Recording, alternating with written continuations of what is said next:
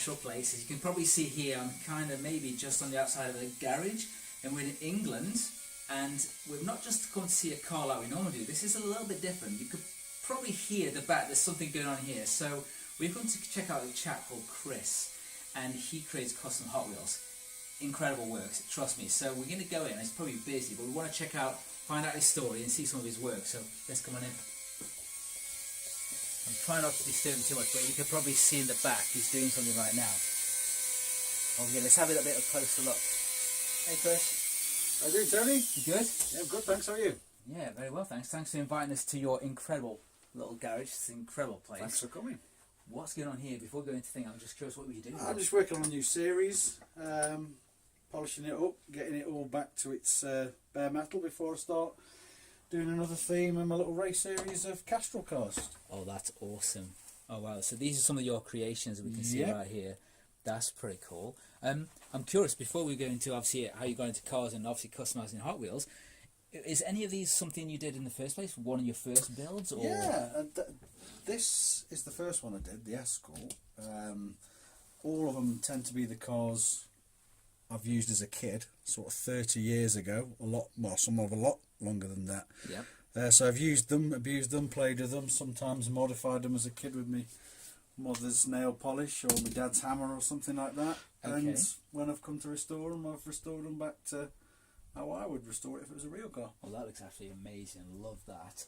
And so, before the Hot Wheels, the passion for cars, where did that come for you? Oh, crikey. I've always been a bit of a petrol head. Yeah. I've never been into football or anything like that, or any sport, so as a kid I was always the one that was sat with my head in a magazine, reading about cars and motorbikes, so I guess it's always been there since I was a little kid, really. That's so cool. And through that time, I think you were mentioning to me before, you've worked with car manufacturers to a certain degree, I believe. Yeah, I done many years in engineering for a sheet metal company in the Midlands in England.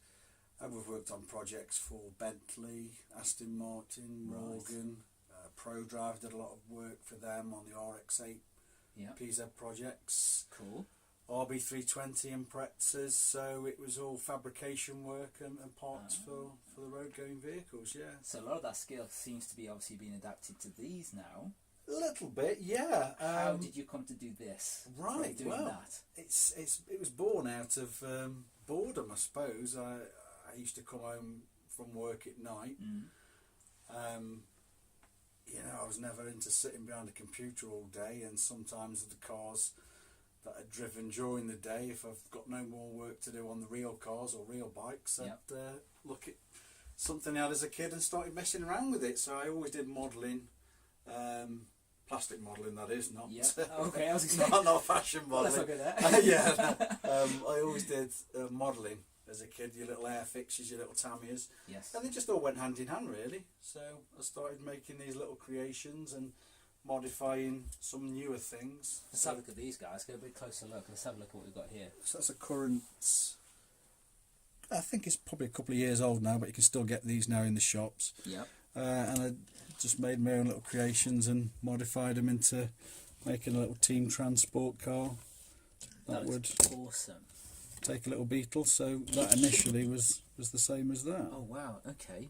And how long would it take you to create something like that? I mean, that's a big one, obviously, it's not just one. Yeah, I guess it would take, if it was putting it in hours, probably 10 hours, okay. 10, 12 hours, something like that. I see. I wouldn't do it all in one go, a little bit each night. Gotcha. But yeah, there's a few man hours gone into it, but all the decals and the livery I've designed myself upstairs and on the computer. I do every part of it that you see in front of you. So obviously this is one area where you do a majority of the work. What kind of happens here normally? Well, here is pretty much where I do all my painting. Once I've stripped it down, I do a lot of the soldering of things. Okay. I cut little parts up like I've done for this. That's really cool. I love that. Mashup, yeah. That's incredible. It's like actually Back to the Future, but Deuce of Hazzard. Yeah, so it was cool. basically another great film for when I was a kid was the DeLorean, Back to the Future car. So I thought I'd do a mashup. I loved Dukes of Hazzard as well, so I got a new Dodge Charger, and made it into its own little. That's fantastic. Back to Hazard, I called it on Instagram. So that's amazing. Love it. That's awesome. So yeah, here's all the hands-on work really. All the gluing, the cutting, the shutting.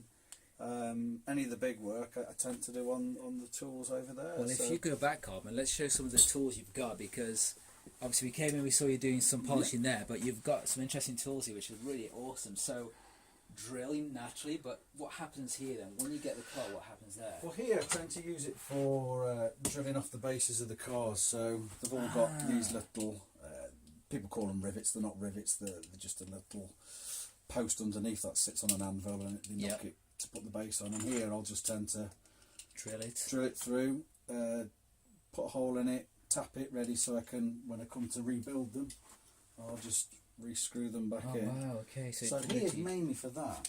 And it takes the whole thing apart, so you've got various parts and then you can put it back. That's amazing. That's it, yeah. Again, I do a little bit of milling on it as well if I need to do some other parts on it. And then I've got a stone wheel, a grinder, wire wheel for removing some stubborn parts of old cars, should we say. Sure. And then a little scroll saw, a little variable speed scroll saw there, just for doing any cutting work. That's excellent. I've used them all on real cars as well.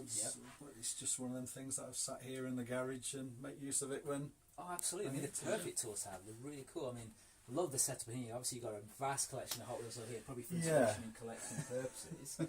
And on Chris's Instagram, you'll see a lot of the photography as well. It's done by Chris himself, and you get some amazing shots. So we'll show you where he takes pictures, and tell us a bit about the equipment you use down there, because the shots are really awesome. And I was just like, I wonder what he uses, because I mean, just in here you've got a whole mix of tripods and Luminix Cabra, and that's it. I tend to shoot them all on this Panasonic Lumix. It's actually an old.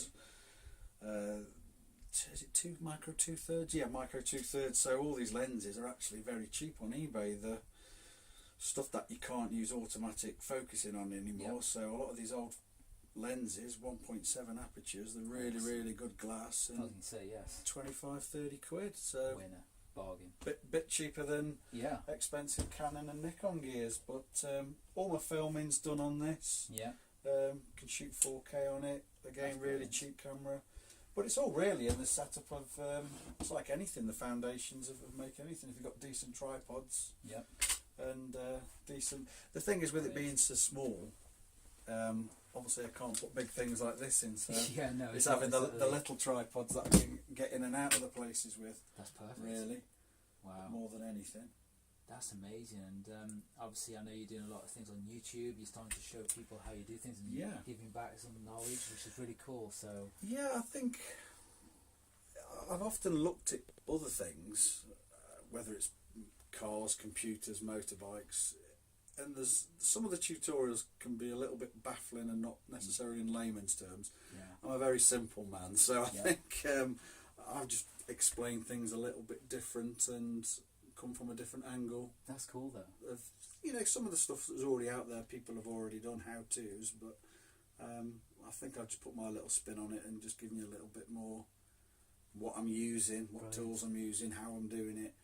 And they can be a little bit long, some of my videos, I think. No, but I mean, I think it's great, because I think there's a lot of people out there who are very genuinely interested in this, and it really caught our attention when we saw the Hot Wheels custom community, and we're like, wow, you guys are really talented. You're showing what the real life-size car builds have been done, but it's such a miniature size. And for us, it's amazing, because we've seen that, and then you guys are creating the real size, and it's just like, wow, it's like a miniature community of what we do outside in the shows and things like that. So it surprised me a little bit. I've always kept coming back to diecasts over the years.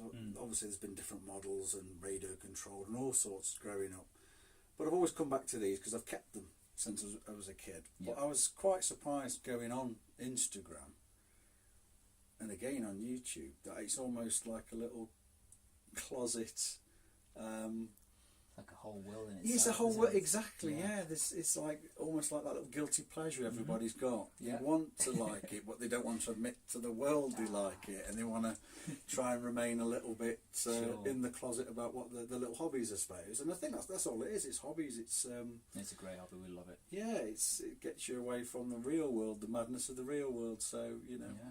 And a part of your life when I perhaps haven't got the space, the time, the money to do the big ones, I can still chomp away at the little ones. And my sons are showing a bit of interest as well. It gets them away from the computers and everything. They've had a go at making their own little versions. That was my youngest version's trying to do an Iron Man little one, cool. So that's his go.